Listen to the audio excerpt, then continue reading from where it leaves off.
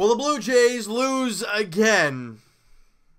8-4 to the Tampa Bay Rays, and still, so far this year, the Jays have not won a series. They are now 5-11 on the year.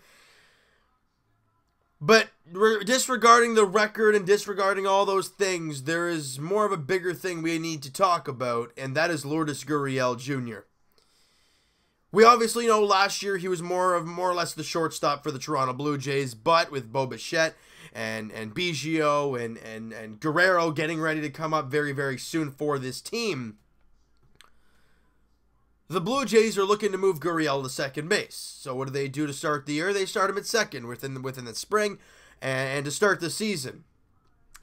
But you look over the last couple days, and it's really kind of built up a little bit. He threw that wild throw yesterday, which also led to an error by Luke Maile. And then today, he pretty much does the same thing, but this is closer to first base. And he just yanks the throw.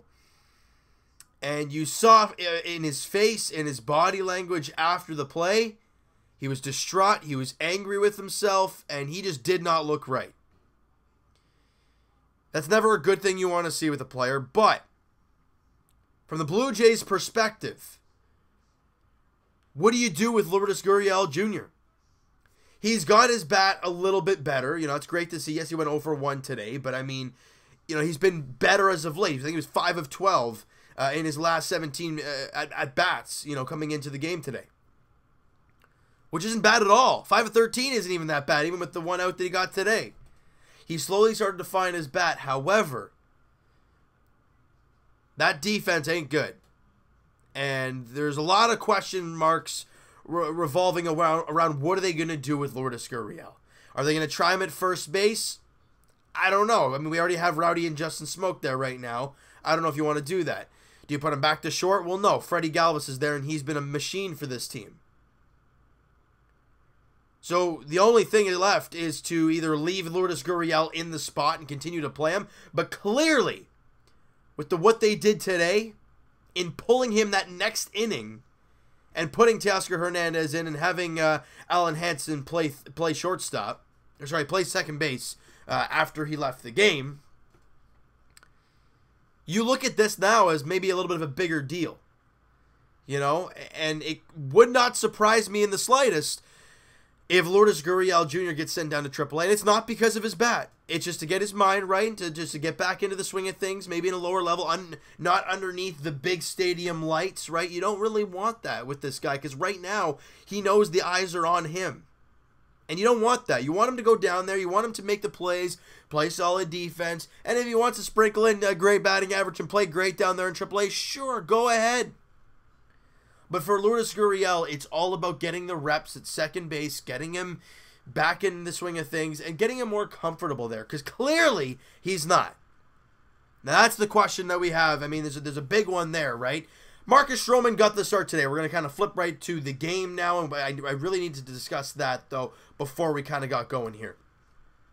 Marcus Stroman was on the mound for the Blue Jays, and he wasn't great, but he wasn't getting the greatest defense behind him. I mean, look, yeah, you know what?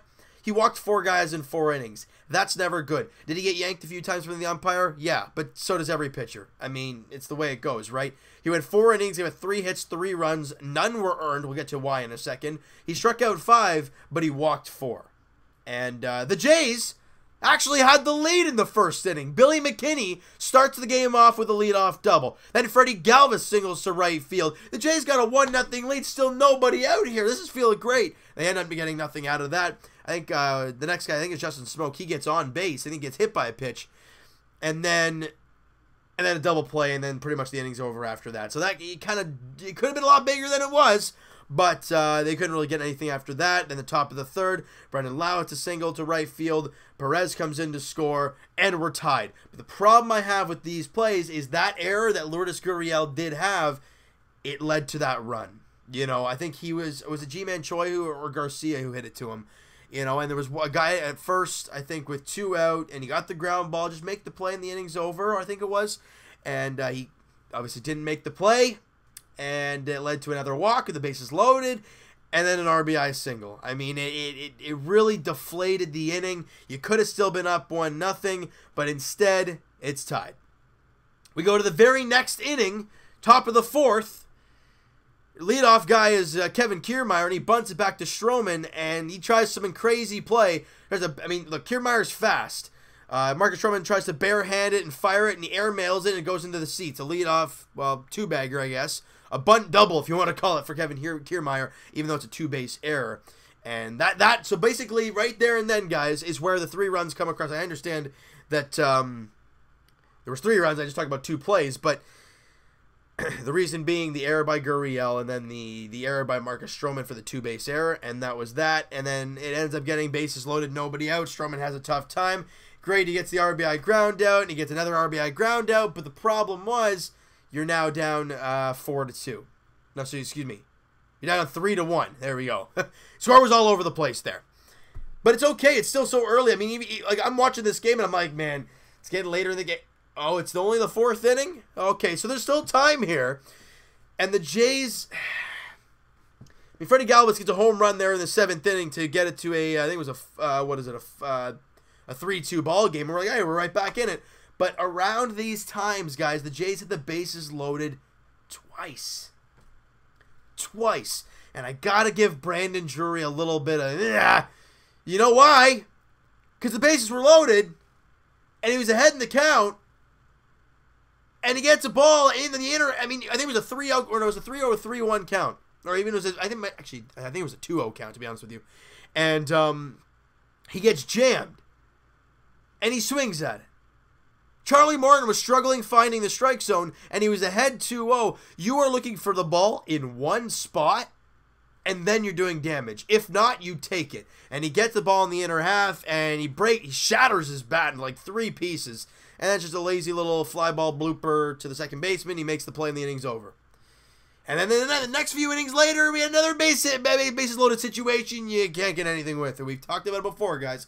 Good starting pitching, you didn't really get that. Timely hitting, you definitely didn't get that. And good defense, you didn't really get that either. It's not a great game overall by the Blue Jays, because then things just got out of hand in the 8th inning. Kiermaier doubled. 1 run came in and scores. Zunino singled, 2 runs scored. Then Guillermo Heredia hits a 2-run shot. It's just a horrendous 8th inning. A lot of it, Tim Meza. And then Elvis Luciano comes in and throws an inning and a third of clean baseball. So that's what you like to see, I guess, if there's some positive to take out of the game. But let's get to, like I said, the positives. Because this Jays season is going to be a wash. We all know this. But there's got to be positives taken out of a loss.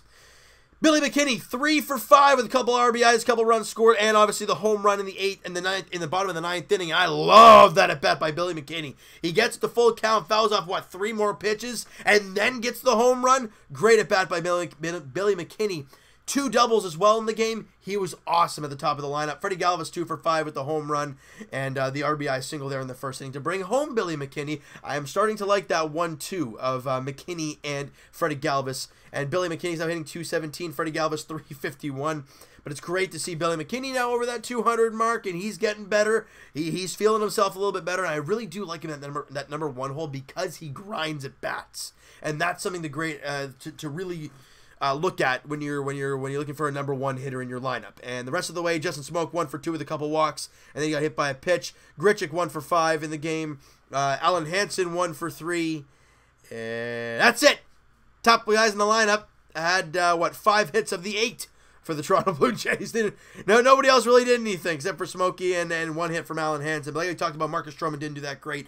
But again, and I talked about it in the last video, I'm starting to like Thomas Pannone out of the bullpen, because Marcus Stroman only went 4 innings, so you need a guy with length. It's either Sam Gaviglio or Thomas Pannone. You saw Pannone again today. He went 3 innings, no hits, no walks, no runs, and 4 strikeouts. Mwah!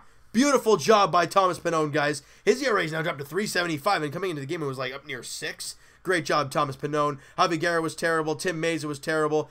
And Luciano with in an inning and a third gave up 1 hit, but that's it. No walks, no runs, and he got a strikeout. Attaboy Elvis. Great job, buddy. The youngster, the 19-year-old. We got to be patient with that kid. It's going to be a long year. Now, Jays fans, you guys love prospect reports, so I'm going to give you one right now. And it deals with pitching. We all know about Vladdy, we know about Bo and Biggio and all these guys. But we have not talked a lot about the pitching. Now, we know about some of the young players, Adam Kloffenstein, the guy we drafted last year, and some other guys, Yenzi Diaz, one of my favorites there down in the minor leagues. But a guy that got injured early last year, Nate Pearson, the 6'6", 245-pound, 22-year-old Nate Pearson, was expected to do big things last year. I think it was either in his first or second start, got a line drive off the arm, bang, done for the year. Terrible. Terrible, terrible thing happened to him. And I think he pitched an inning and 2/3 in his debut and didn't go too well. 10.80 ERA going into the game today. But today, Nate Pearson for the Dunedin Blue Jays was lights out. 5 innings, 9 strikeouts, no runs. Nate Pearson looked good. And he's a great-looking pitcher for this team, people. Keep an eye on him.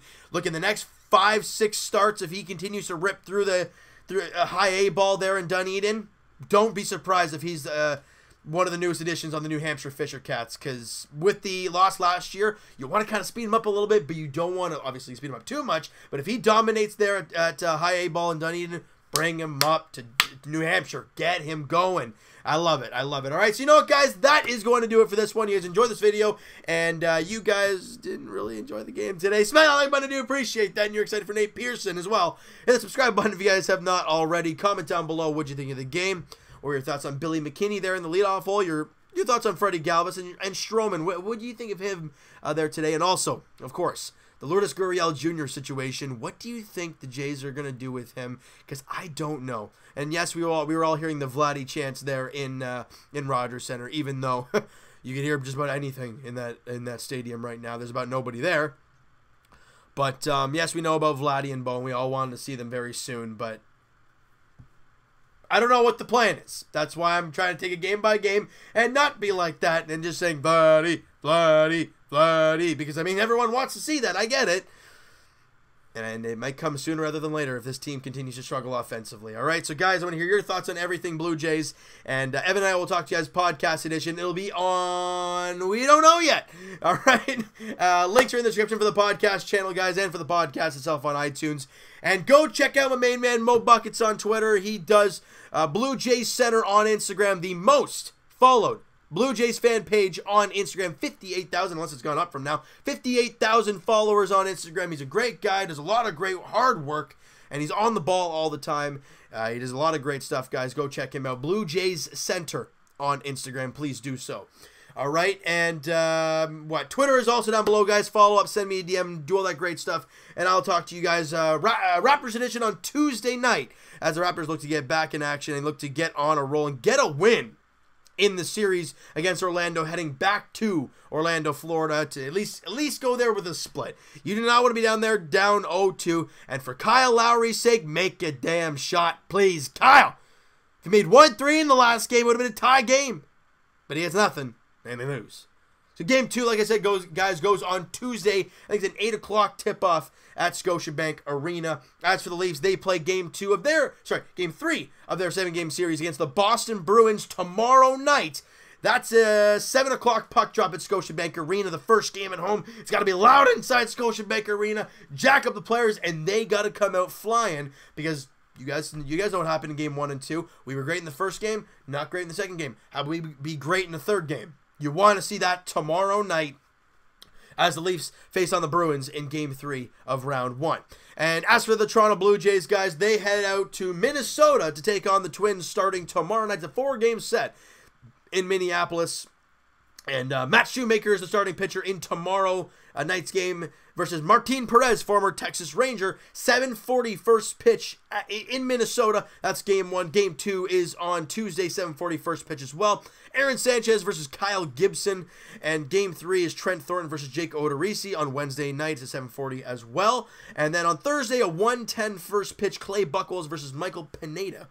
Those are your starting pitchers in the 4-game set against the Minnesota Twins. And then the Jays head to Oakland. Ooh, do they have that weird West Coast swing? No, they don't. Then they head to San... Whoa, they go to Oakland, and they don't go to Seattle right after. That's real weird. Okay.